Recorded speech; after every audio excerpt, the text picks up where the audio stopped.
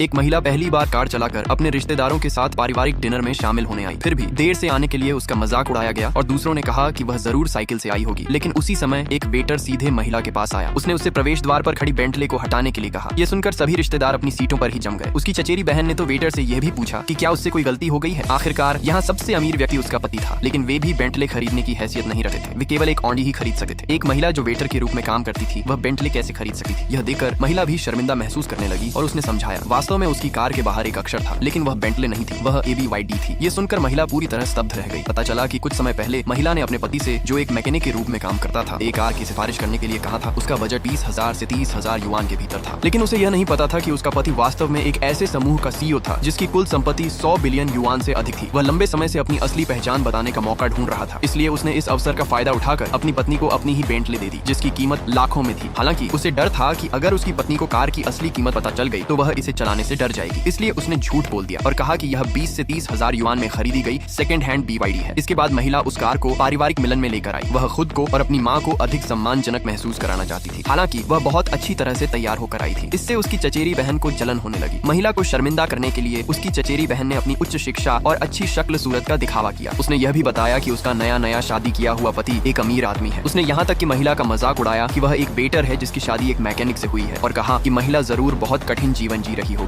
उसी समय वेटर अंदर आया और महिला से बेंटले हटाने के लिए कहा, लेकिन चचेरी बहन को लगा कि वेटर से जरूर कोई गलती हो गई है। बात करते हुए वह वेटर के साथ बाहर जाकर देखने भी चाहती थी। अंत में उसने महिला को कार की चाबी निकालते हुए और बेंटले को हटाते हुए देखा। यह देखकर सब लोग स्तब्ध रह गए, लेकिन चचेरी बहन अब भी विश्वास नहीं कर पा रही थी कि महिला बेंटले खरीद सकती है। उसने सबके सामने महिला की बदनामी की, यह कहते हुए कि या तो कार किराए की है या फिर महिला किसी बूढ़े अमीर आदमी की प्रेमिका है। लेकिन अगले ही पल एक रोल्स रॉयस आकर रुकी। एक हैंडसम अमीर CEO कार से उतरा और सीधे महिला की ओर चल पड़ा।